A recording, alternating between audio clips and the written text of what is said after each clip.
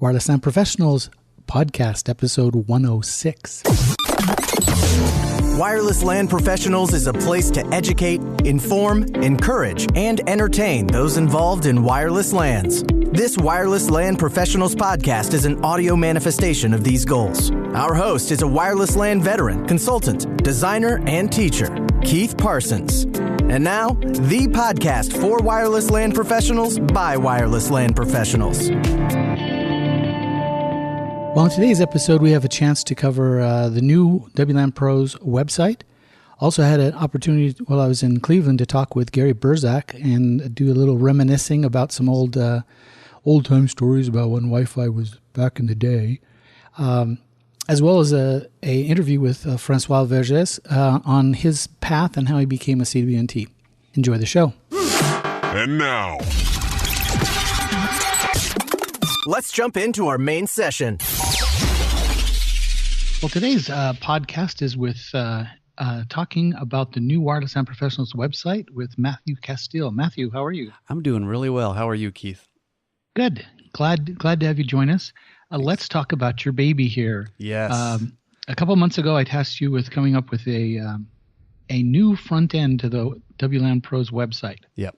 Yeah. How was that process? Well, I know we've been talking about this vision of yours for a long time. Like, how do we provide more value with the website? How do we make more things available for the community? Because if we're not doing that, then what's the point of having the site other than just sitting there for, no reason? And so you tasked me, like you said, a couple of months ago, and we jumped into this thing, and it's been a lot of work, a lot of cool ideas coming to life. So it's been really fun to see it progress. And really, I think the whole main thrust behind it is how do we find things easier? Because I know as I've been helping you over the last few years, we've like, hey, we got a conference coming up. And then I, lack of knowledge or whatever, would like kind of get a conference website over here and then this piece over here. And we had all these ended up. And then we put the videos someplace else. Yeah, and we had them all over the place. And so it was hard to find things. And so we said, that isn't good. We got to bring this together. So that's what we worked on, is how one-stop shop for all things wireless LAN pros. And I think we achieved that. Yeah, and I like the new homepage basically is nothing. It's really about got 3 or 4 categories of information. Well, let's talk about the first one, which is resources. So when you get the web page and you hit resources, you basically get to a search engine. Yeah. An internal. So we think of the term SEO, search engine optimized, and a lot of times we think of that in terms of Google. But we wanted to make sure we were SEO'd for our community. Like, if I'm a wireless LAN pro, how can I find things? And so you land on the resources page, and the first thing that loads up is some of the latest blogs that we've been producing, which are things written by you. Sometimes they're highlights of the podcast, and we have a lot of guest posts. And again, I would put this in there. If you want to submit guest posts, we love having guest posts, and we want to highlight what you guys in the community are talking about. And so that's what you land on first, is just the latest post. And then you hit the categories button, and then you got a whole nother world of items. And we admit, we put our stuff up first, the things on our website. But what we wanted was, and the idea, and you've done a good job of taking my idea out, which was just to have a big bucket, a huge bucket of all types of resources. Now, we could have just dumped them in one big bucket and then had you do your own searches.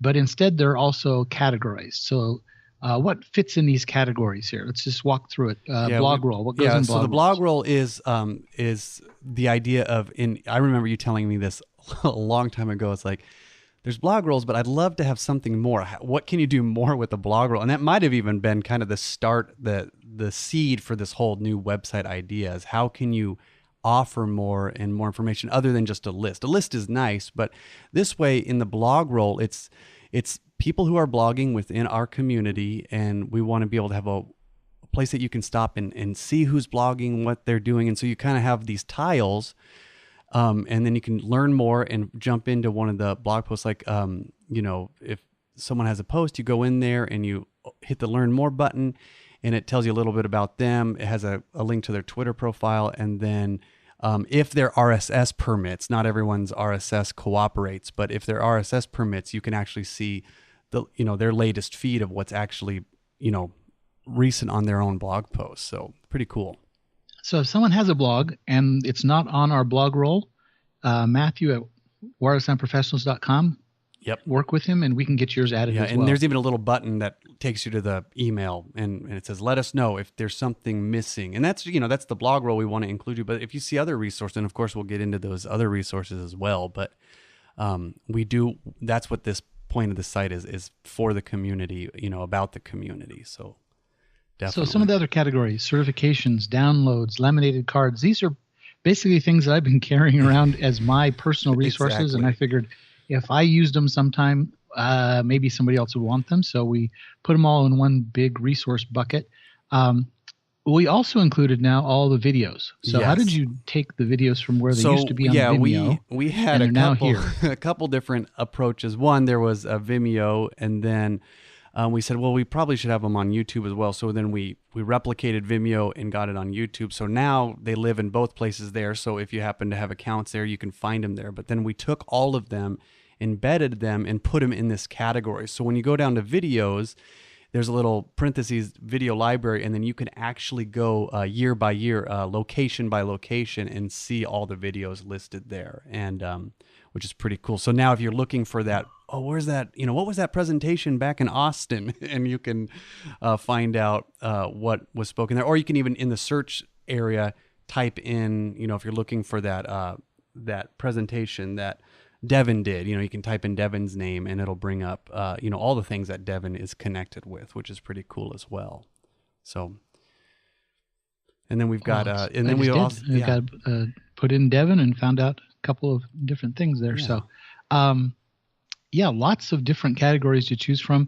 And basically we just have a big, huge bucket, and then you can search inside a category, or you can search the entire enterprise for any place where there's any mention. Yeah, and I know my intention and your intention, we talked about this, was that this is a living document. So there's obviously, I took what we had and am continually refining that and figuring out which categories things fit better in and what things are missing from that categories. And so, we'll see different categories show up, or if there's other things that you think are missing, obviously let me know, and we want to make sure we make it accessible.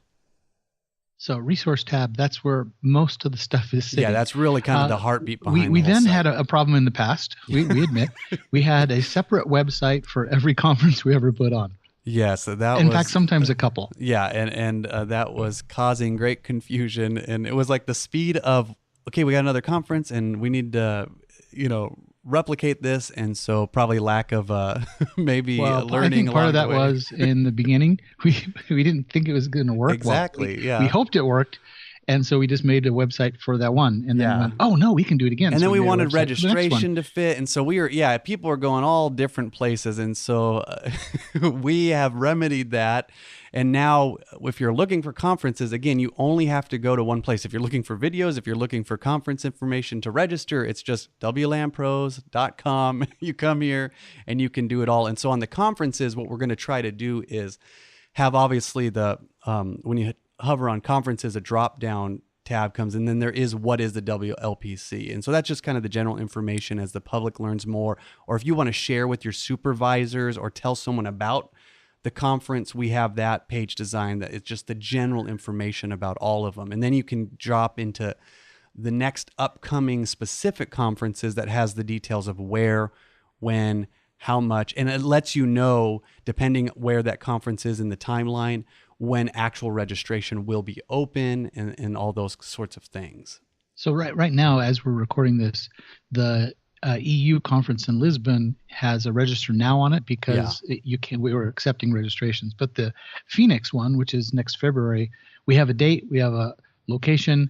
Yeah. We will start filling this one in with more information, but registration for that one's probably not going to be till around December 15th or something. And then when you click on that, you can actually and we'll see this with the other conferences, is we created a little save the date, add to calendar button. So when you get in there, if you don't want to forget, you can actually click on that and add the Phoenix date or whatever upcoming thing is right to your calendar. So you won't miss it.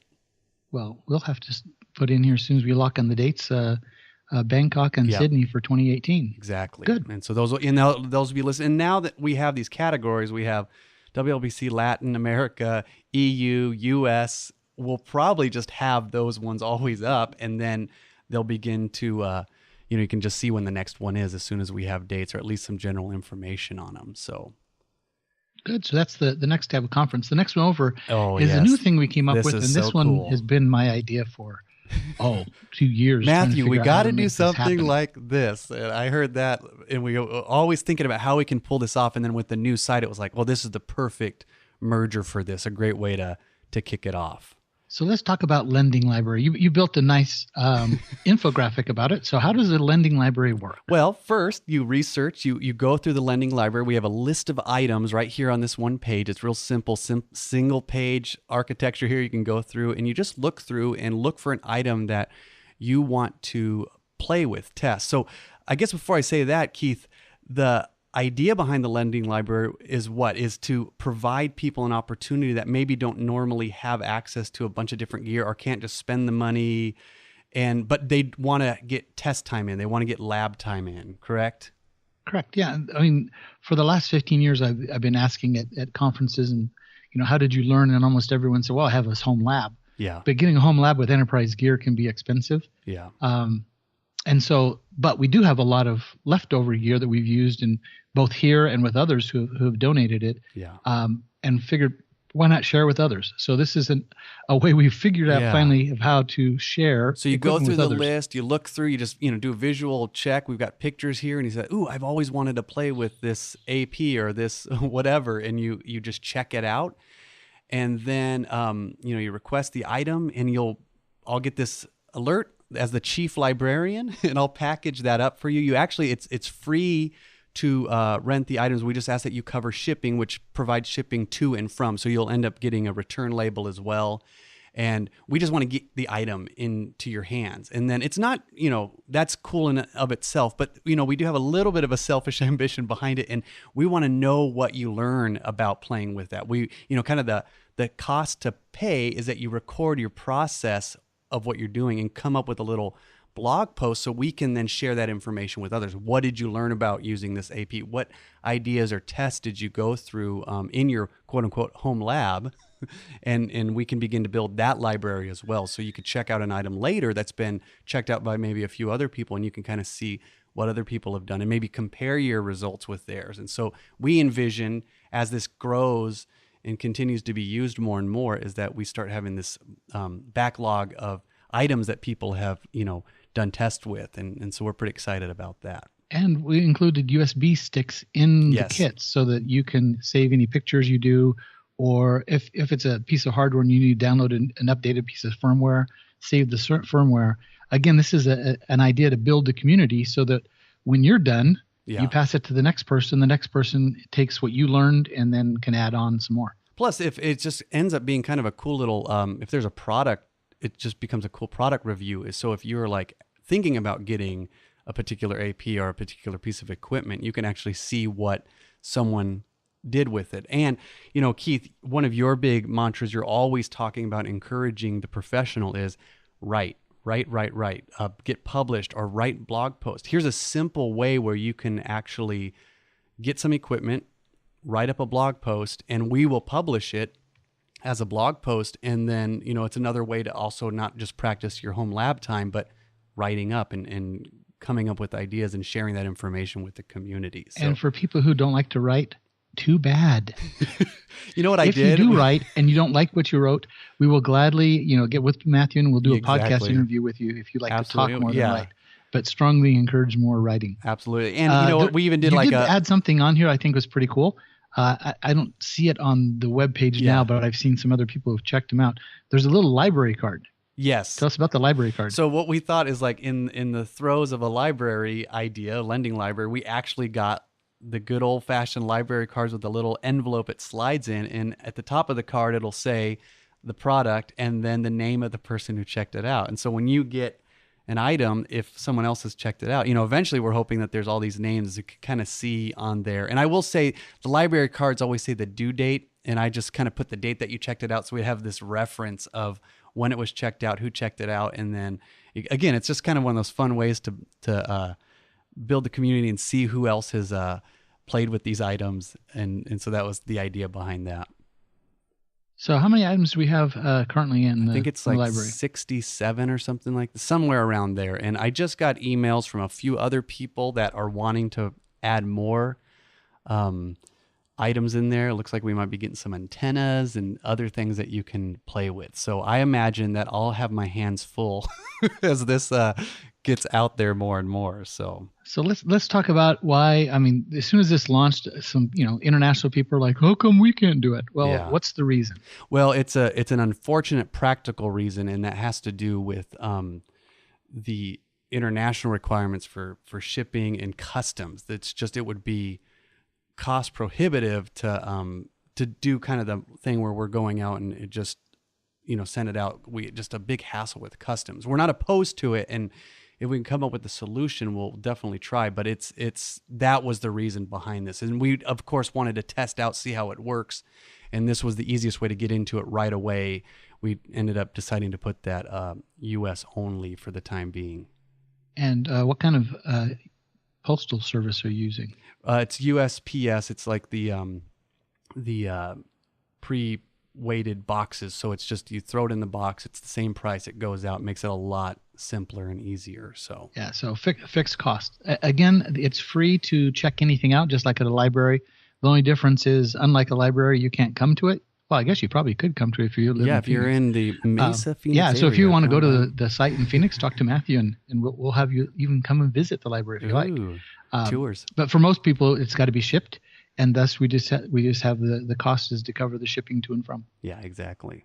So that'll be a lot of fun to see how that grows and develops, and what people learn and build their lab time. So, and then the final little tab that we're going to talk about here is the store.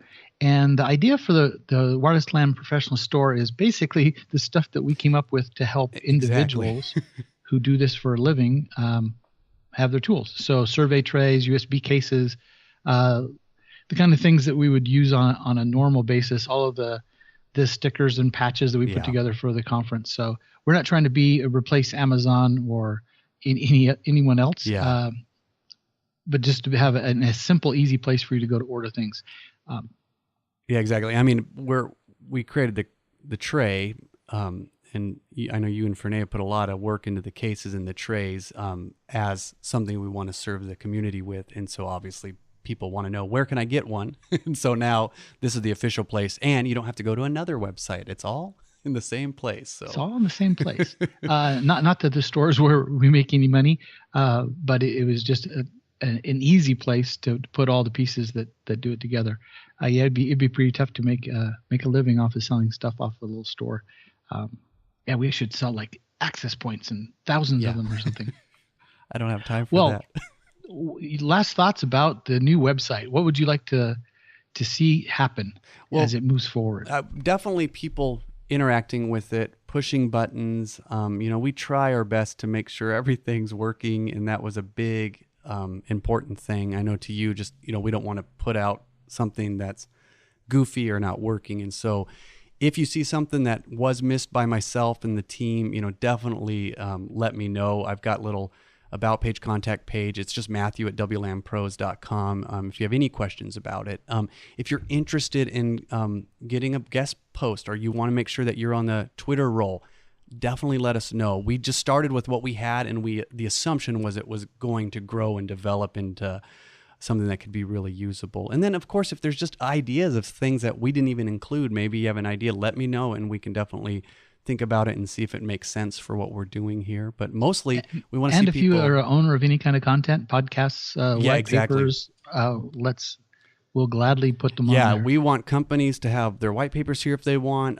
individuals. It's just about making a one-stop shop that you can go and quickly find things that are important to you and to the community. And so, I just imagine it'll be growing. And of course, a big shout out to the Chase brothers who helped me with this. It was a company I know you found, Keith, that they did a lot of the back end stuff, which was really helpful. So, when we like that. And if we missed you Yes. on either the Twitter roll or the blog roll or a white paper you have, apologies. There are literally hundreds and hundreds of pieces of information we had to load up those resources. Yeah, and we're continually loading it up. So what you see now is not, quote unquote, the finished product. It is the starting product of what. And I don't think it'll ever be finished. Like you said, it's a live site. Yeah. We'd like to keep it as updated as possible. And if you see things like a resource that really just was, it's the wrong resource, it was the wrong link, definitely let me know, and we want to make sure that we've got accurate information up there. But like you said, there's just stacks and stacks, at least digital stacks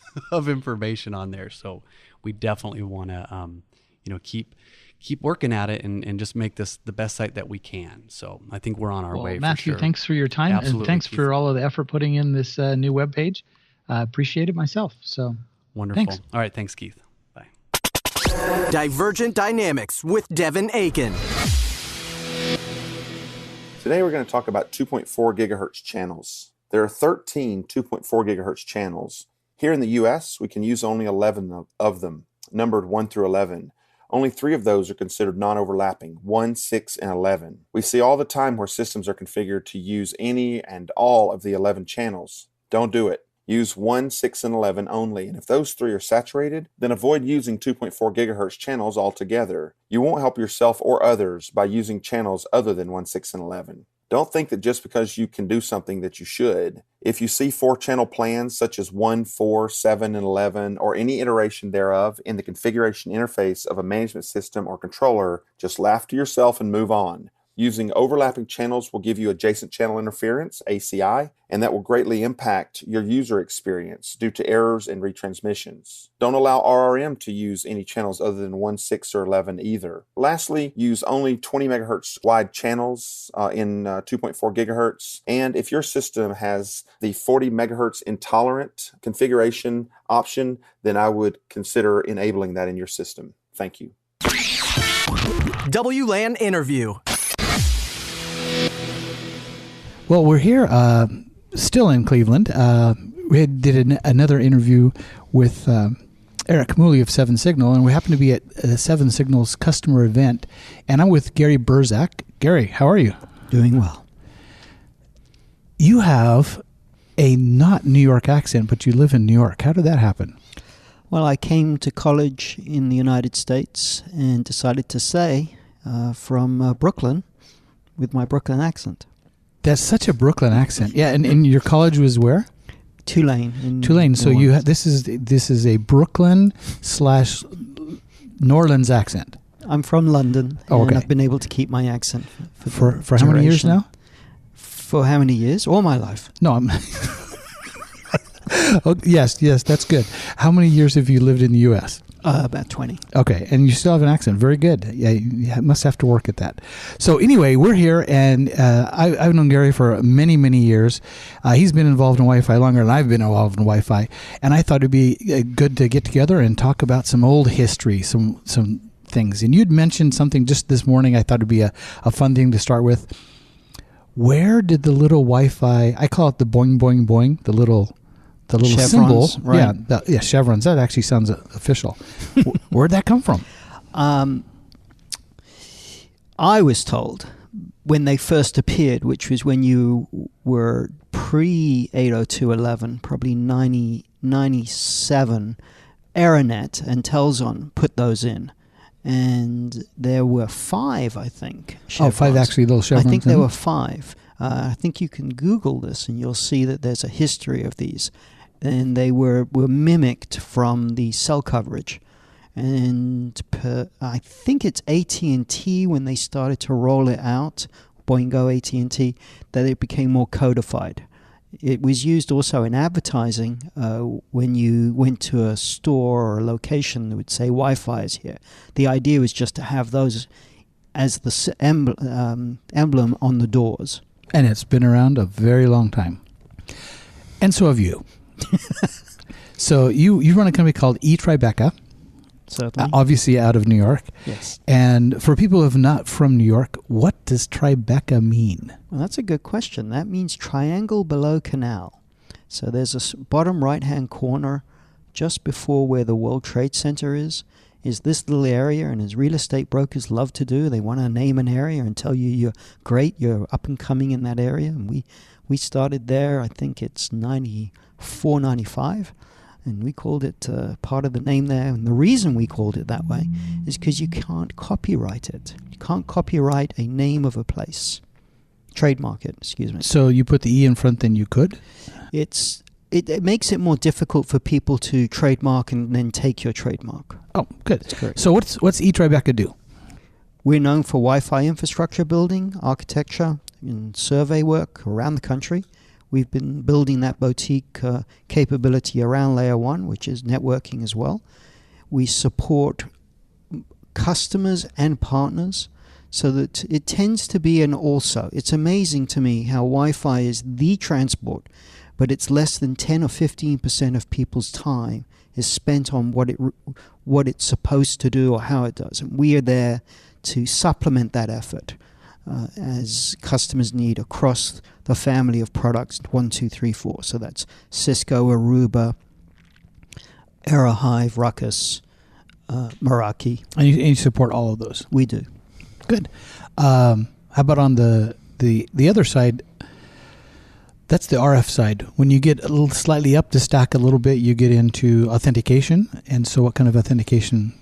ClearPass, Prime, the new Cisco One stack on that. We support those and we enable those. The full security stack, so we on the kind of the WatchGuard, Sonic Wall, on the firewall stuff, we dabble with that with our SMB type clients, but the enterprise clients really have their own security features, and we're piggybacking on that. And we spend a lot of time with certificates, which I think is going to be the bane of Wi-Fi. It has been for many years now. With 20 plus years experience in Wi-Fi, even before it was even called Wi-Fi, you've been around and have lots of cool stories about how things happened in the past.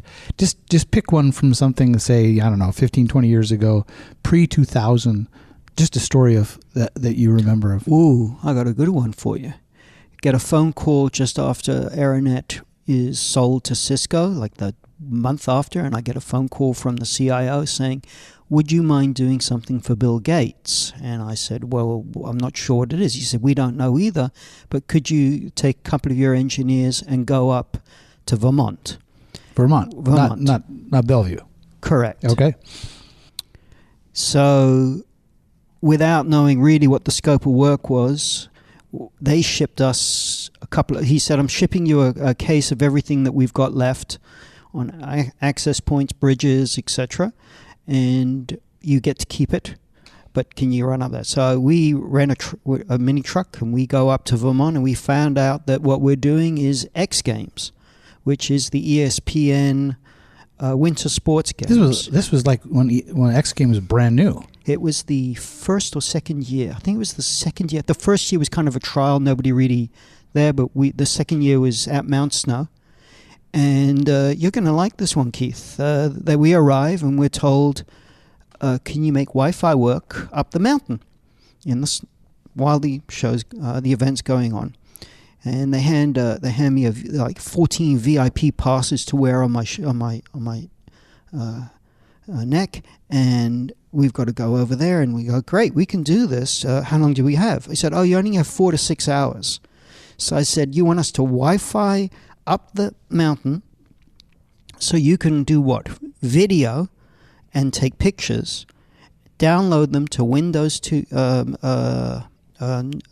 Windows 98 or something back 2000, then. 2000, I think it is. Yeah. And show the wireless connectivity of Bluetooth to Wi-Fi to come down to show a live feed, a live update, not live feed, but live update onto ESPN.com, which had just really segmented out, etc. And you have 4 hours. We were going to do it in a 4-hour window, but then we found out, you know what? It's interesting. 2.4 gigahertz and 5 gigahertz are used by the television broadcasting and their mics and everything else, and they didn't want us to use it while it was in production. So what we ended up with is a very interesting mounting procedure, which was to take half a dozen people and have them stand there with I could just see this. Somebody, I'm in the cold, on the snow, holding an access point. Up high above their heads, very tall guys we had to get. And then when we had non-production, non-live TV, then they had to take them down and put them back up. So we were able to do that. And you can see the output. That's truly a dynamic mounting system. And you can see the output if you go to the Windows launch with Bill Gates. They show that video of ESPN, and that's us. That is a great story. That was exactly the kind of thing I was looking for. So with your history, and you obviously been around Wi-Fi since before it was even Wi-Fi. It was 802.11 wasn't even a standard even thought yet. What's your prediction for the future? Now we could spend hours talking about all these stories from the past and weird things, but given that trajectory, where do you think we're going to move forward? Well, we've had stabilization for the understanding of Wi-Fi on and off every 4 or 5 years. So when we had A and B and then G and then N, people kind of understood it and they could use it. And it really proliferated in both consumer and enterprise as a similar technology. But as we move to the higher technologies, meaning bandwidth and throughput and channels and streams, so you get AC, etc., what you end up with is the consumer market.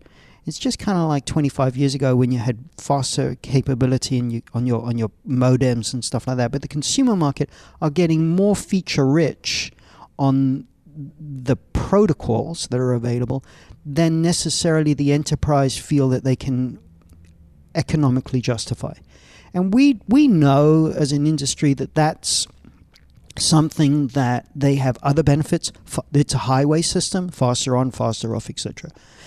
The prediction I have is I think we will have a convergence. I'm hoping we'll have a convergence of the carriers and the way the carriers price things that we can leverage on our quality of wireless implementations for Wi-Fi as they are today, so that there is a seamless mobility, indoor and outdoor, in which the tariffing system has been adjusted. So it's not just a protocol discussion, it's really a paradigm shift I'm hoping to see across ubiquitous delivery. So if you are in a Starbucks, your experience should be the same as if you're in the office, your experiences should be the same as if you're in an airplane.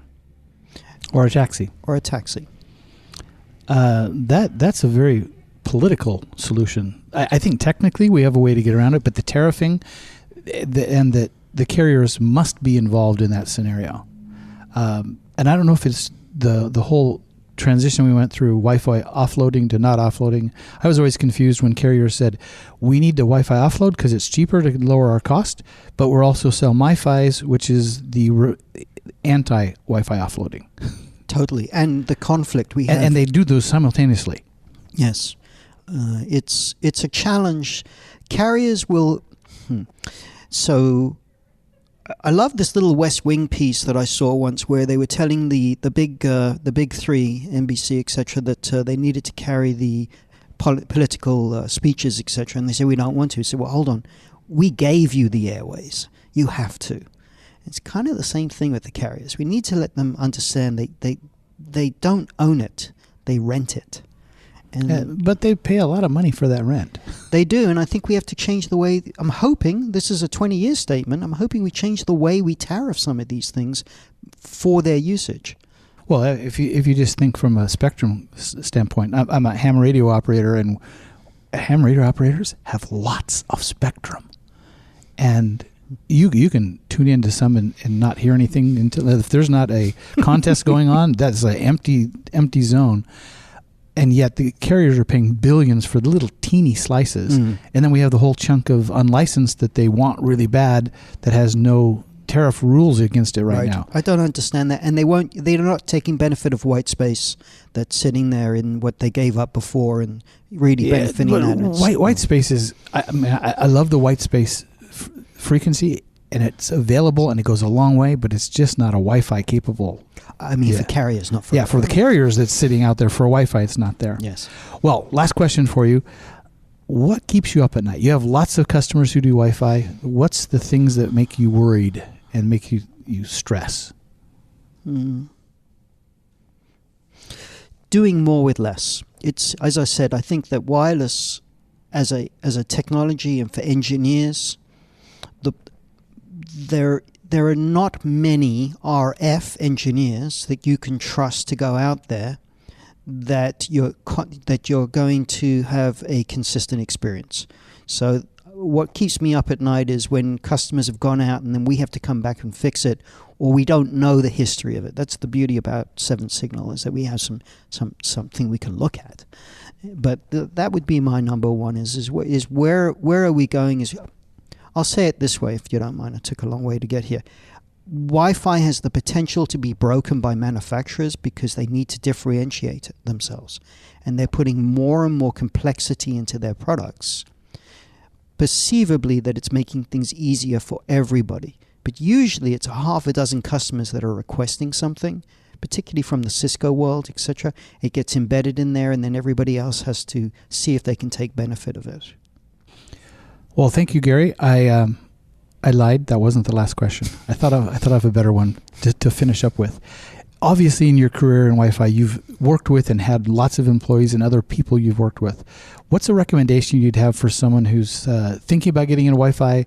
They're just started. They might be new. What kind of trajectory or path should they take for a career? You know, it's interesting as you're saying that, because I realized in formulating my answer, this would be a kind of a online test for you to decide. A Wi-Fi engineer, a Wi-Fi specialist, is an RF specialist, or a network and controller specialist, or an onboarding and security. One of these, okay? Pick one. Make that your anchor, and that's what your aptitude is towards, and then develop the other skills. A Wi-Fi specialist is really an all-round person, but they tend to have an affinity to one of those areas of anchors in the technology. So just to recap those 3, RF specialist, route switch, networking, and onboarding. Correct. Onboarding or security. Security, yeah. Yeah. And Good. they're different.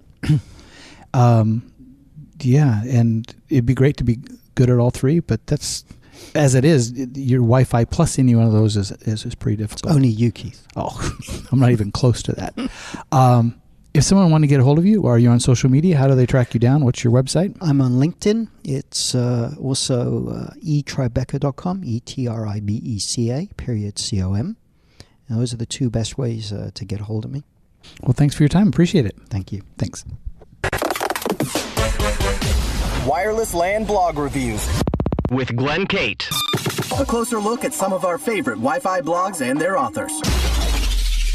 Glenn Cate, welcome to the show. What Wi-Fi blog review do you have for us this time? Hey, Matthew. I'm doing great, and thanks for the welcome. We're going to be looking at a wireless review that is, I say, quote, not wired at all. And that's probably the tease, and most of you know what I'm going to talk about. We're going to be looking at Lee Badman and Wired Not. His blog site can be found at wirednot.wordpress.com. Lee's a WLAN architect who works at a large university in upstate New York, and he also blogs for Network Computing and IT Toolbox. He is CWNE number 200, and his Twitter handle is @WiredNot. So you all be sure to follow Lee on Twitter. Now, some of you may have heard Lee as a presenter at the different WLAN conferences. He's spoken at WLPC 2016 and 17. And one thing about Lee is he doesn't beat around the bush. He kind of tells you what he thinks about things and whether he likes them and whether he doesn't like them. So I really like his website page. I'm a ham radio operator, so I love antennas. And he's got a picture of a radio tower in Port-au-Prince, Haiti, where he did some work a few years ago. And Wired Not just gives us an honest and forthright opinion of products and services, and with Lee's usual twist of humor and sarcasm. So his latest blog, for example, says, will reliability be prioritized before Wi-Fi's whiz-bang future gets here? And he kind of discusses the ongoing technologies with software-defined networking in the Wi-Fi space. And but he says, Wi-Fi vendors need to fix this stuff now, or as Lee aptly puts it, a house built on suck cannot stand. So good point, Lee. Anyway, he's just a great speaker, a great writer. And I really like the stuff on his website because he just gives honest and open technology. He'll talk about goods and services, products that are used in the Wi-Fi field that work pretty well. And he will also, quote, complain, end quote, about some Wi-Fi or technology that does not work well. He'll just shoot honest and straight with you. So I love his Wi-Fi. He just did a recent blog on WLAN controller upgrades and bugs that they don't always fix, and that vendors need to work on that. So his website is a must-read. That's great. Anything else we don't want to miss on the site? Okay, well, one thing, Matthew, is Lee really gives back to the WLAN community, and he does this a couple different ways. On his website, he's got a tab. It says hashtag WIFIQ on Twitter. Lee puts out a Wi-Fi question of the day on Twitter, and if you follow Lee Badman, if you don't, you need to follow him on Twitter, and you'll get his Wi-Fi question of the day. It'll be something simple like what kind of data rates do you send to, or what type of vendor APs do you use, to something really more detailed, and it's always great and refreshing to look at. So he gives a little snippet on his website, Wi-Fi question on Twitter, or what that looks like. But go ahead and follow Lee, and you can also go on Twitter and check out hashtag WIFIQ and give you some information. But there's the comic side to Lee as well, and he's got a little tab up on his website called Oh Mystical Fi. And there's some short, little silly cartoon strips about someone talking to mystical Wi-Fi. And it's just a hoot. You'll just enjoy looking at this. And sometimes we need that little laughter in the day when our code upgrades don't always go right. And so if you haven't checked out Lee's site, wiredknot.wordpress.com, you want to be sure to do that. Thank you, Lee, for giving back to the community. Well, thanks again, Glenn. Kate, for sharing that us. And we'll follow you on Twitter at grkate. And I guess until next time. Hey, this is Glenn Kate reminding you WLAN professionals out there to keep on blogging about Wi-Fi in the free world. Bye for now.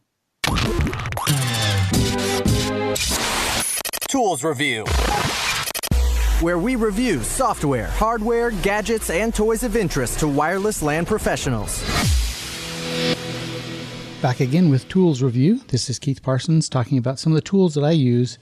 Today we're talking about some Mac tools, and this one's another tool from Adrian Granados. It's called Wi-Fi Signal. Wi-Fi Signal is a simple, easy to use. It's a tool that just sits up on your menu bar, so it's called a menu bar application for where it sits, and it gives you quick access to the Wi-Fi connection. Now on Mac OS, if you hold the Option key down and you just go click the little boing boing boing Wi-Fi symbol, you can get a lot of detailed information there.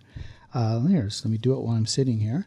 If you just click that little option in the boing, boing, boing, you get which access points you're connected to, your IP address, your router name, whether or not you're reachable on the internet, your BSSID of the AP you're connected to, channel, RSSI, noise, transmit rate, your PHY mode, whether it's B, G, N, or AC, as well as your current MCS. All of that's available and in the Mac OS itself. All you have to do to get it is just hold the Option key down and it drops up. Now what Wi-Fi Signal, the app, does is it allows you to have a customized interface. So the display is fully customizable. You can show just the pieces of that information I just listed, any of them you want. Now if you don't have a lot of space up in your menu bar, you have a lot of apps running up there as well, you can make this as short and sweet as you like, or you can be like me and have lots of information. I like having my Wi-Fi connection on the screen all the time showing me what's going on, including what the current data rate is, what the current MCS is, and the channel that I'm on, as well as SSID. That's kind of what I have mine configured. This does have two extra features that are in addition to what you could get with just holding the Option key down. The first ability that it has is to be able to take those Mac OS notifications, that feature that's built into Mac, and use it to bring up and highlight and inform you of when a Wi-Fi event happens. So whenever your computer joins, disconnects, roams, or changes data rates, you can have a notification actually pop up on your screen. You can even use it to be triggered when SNR drops below a certain level. Now personally, I just have mine configured to show when I roam. I want to know whether or not I've changed APs, but I could have it more verbose and tell me more information. Now the second thing that this does is it has the ability to log any of these events. It can obviously log whenever you roam, but it'll even log when you have a data rate change or an MCS index change. So one way I use this app, let's say I was at I could tell using this app on the screen whether or not the problem was Wi-Fi induced or perhaps a backhaul induced. So once I was at this new hotel is in a place called the Silicon Oasis. It's outside of Dubai. You'd think it'd have like really, really fast internet connections, being that it's right there at the home of Silicon Oasis. The Wi-Fi that was in the hotel was brand new, and it not only offered me a 1.3 gigabit 802.11 AC Wave 2 3x3x3 connection. And now you can see this with the tool, what it's offering. But I was able to stay connected and consistently be at a 2-stream 866 meg. So I had a great Wi-Fi connection. So I knew the air was working well, but the net results when I either hit fast.com or speedtest.net, they were around 50K. Yes, I said K, like old-fashioned modem speed. So I could tell it wasn't a Wi-Fi problem, but it was a backhaul problem. So between looking at what your current MCS is and what your data rate is, how well the airtime is doing compared to what's going on the network interface side, you can tell whether or not it's a Wi-Fi or not a Wi-Fi. Now, as I'm writing this and talking to you in this recording right now, I'm barely getting an MCS 2, but it's on 80 megahertz with all 3 spatial streams working. It's not great, but it's still giving me 264 meg. I can outrun the cable modem that I'm connected to that's currently only giving me about 20 meg. So I can again tell it's a backhaul issue. Wi-Fi signal has tons of little nerd knobs, and there's a little review, and if you go to the show notes, you'll see a couple of graphics that support this. You can change what Wi-Fi signal shows you in dB. You can plot the graph in SNR. You can show channel widths, IP addresses, MCS indexes. Those are the 3 that I leave on mine all the time. It has the ability to give you a channel recommendation. I really don't like this. I'm not into having something else tell me what the channel is. You can also configure using this kind of unique technique. You just grab these little pound sign letter, like pound N would show the network name, and you can build what's going to be in your display by just building out what you want it to say. It's kind of a very simple and easy way to show what you want on your screen, and you have full configuration. You can also configure what the notifications are, when the notifications happen, and even set a couple of levels there. I keep mine pretty simple. I only want to know when I'm roaming. You can pick up this must-have utility at the Apple Mac Store. It's only $4.99, easily well worth whatever that cost is. If you go spend the $4.99, I know you're going to thank me later. In the show notes, you can see the iTunes link, so you can go pick it off of iTunes, or you can just go to your Mac App Store and look for Wi-Fi Signal, another great tool from Adrian Granados. Thanks for listening.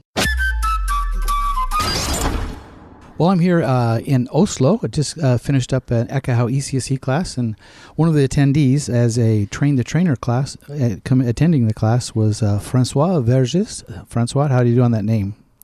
Pretty good. Not Verge, bad, yeah. Since I don't do the French thing very well.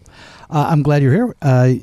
You're attending this class to also become an ECSE trainer, and that's part of your goal to become a trainer in the wireless world. So tell us how you picked that as a goal.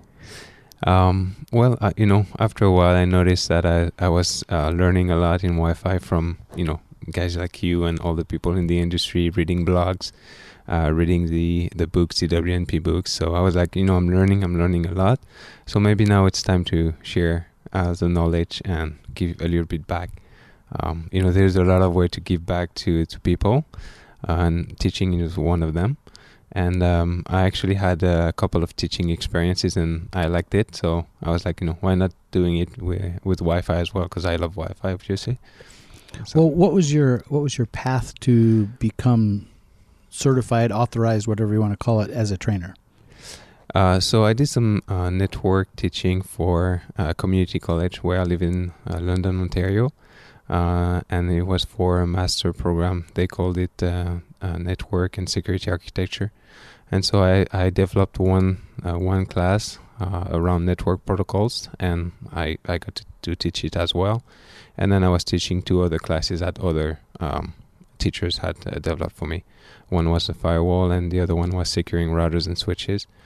And I did that for a semester, and I really liked the experience. I liked, the interaction with the student, the fact that you, as a teacher, you're happy when they have the haha moment and they finally understand what you've been teaching. And the part I didn't like much was the marking part, the quizzes and all of this part. And when you do training in Wi-Fi in a professional environment, you don't really have to mark your students that much. You don't have to tell them, okay, you're gonna come back next semester, you're gonna have to pay again, right? Yeah, no one likes doing that, but it does fit in that academic world. And there's also a difference there. You're teaching a semester 1 or 2 hours a week for a semester versus all of the same amount of hours inside 1 week. Exactly. Yeah. So it's much more tiring. You feel it. I've done a couple of Wi-Fi training with my company as well, over 2-3 days, depending on the training. And yeah, it's a full day of training is much more tiring, mentally speaking, I guess. But then you get paid right away rather than getting paid over a whole semester. Yeah. So in wireless training, there's a CWNT from CWNP program. There's also Cisco has authorized trainer, and I heard you've been through the Cisco training program. So tell us about the Cisco authorized training. So you need to get a specific certification called CSSI, and in order to get it, you need to pass an exam, and it's a 2-day exam. For 1 day, you have to teach. So there's 2 topics you need to teach. One you get to choose. The second one, the prompter gets to choose it for you, and then they evaluate your teaching, the knowledge you have, how you deliver the teaching, transfer the knowledge, and handle the situation. They try to trick you a little bit, asking you questions that you don't necessarily know the answer and stuff like this. So that's the first day, and the second day you get a lab.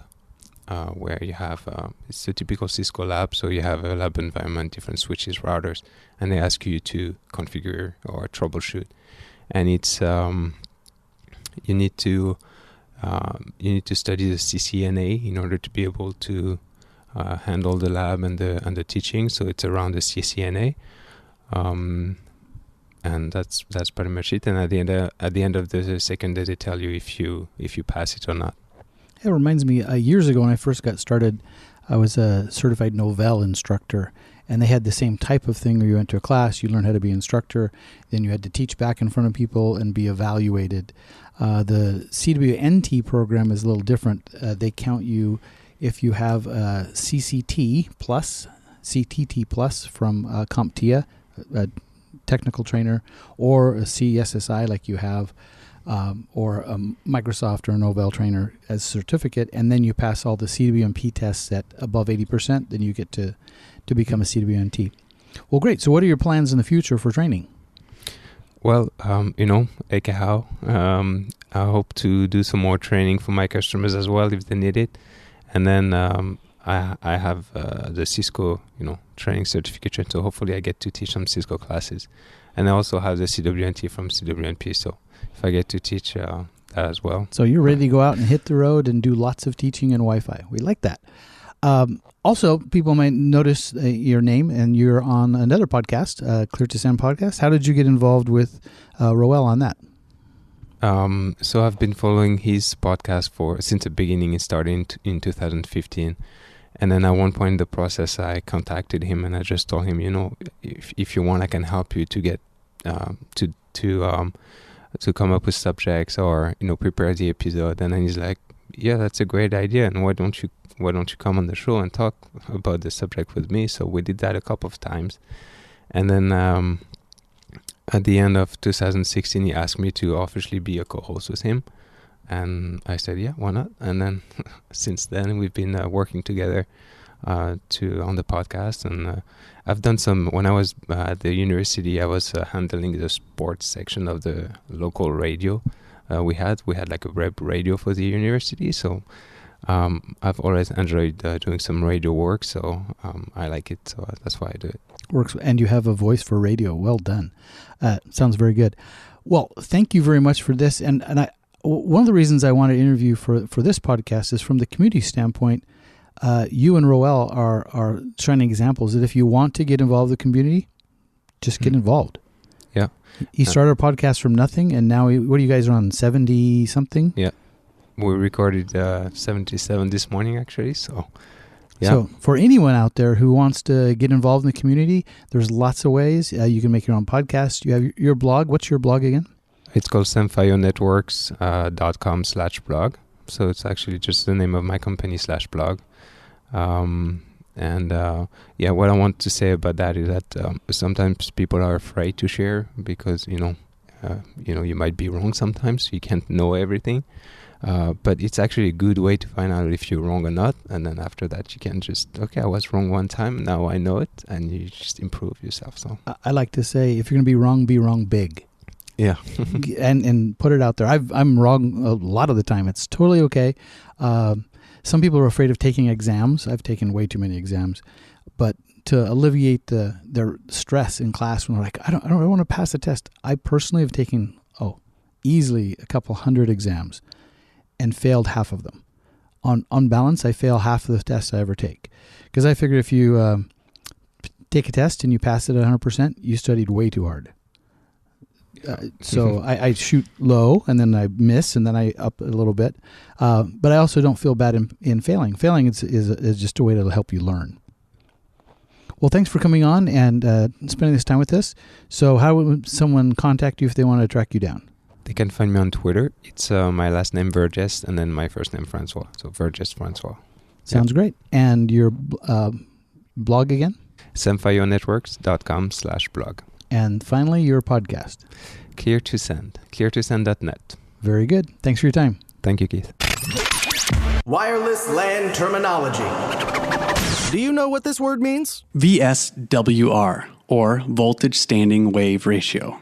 It's a reflected signal caused by an impedance mismatch between devices, i.e. connectors, cables, access points, in an RF system. VSWR is the ratio of the maximum voltage to the minimum voltage in a standing wave pattern. A standing wave is developed when power is reflected from a load. So the VSWR is a measure of how much power is delivered to a device as opposed to the amount of power that is reflected from the device. If the source and load impedance are the same, the VSWR is 1-to-1. There is no reflected power. So the VSWR is also a measure of how closely the source and load impedance are matched. For most antennas in WLAN, it is a measure of how close the antenna is to a perfect 50 ohms. Well, thanks for listening to this episode 106 of Wireless LAN Professionals podcast. If you have any feedback, questions, ideas, go ahead and leave comments in the show notes on WLANpros.com. If you'd like to be interviewed, you can also follow up with Matthew at WLANpros.com. That's his email address. And until next week, thanks for listening to the show. Thank you for joining us for another episode of the Wireless LAN Professionals Podcast, the podcast for wireless LAN professionals by wireless LAN professionals. Be sure to follow us on Twitter at Wireless LAN Pros for all the latest news and updates, and also connect directly with Keith on Twitter at Keith R. Parsons. Head over to www.wlanpros.com for this episode's show notes, as well as the latest in all things Wi-Fi.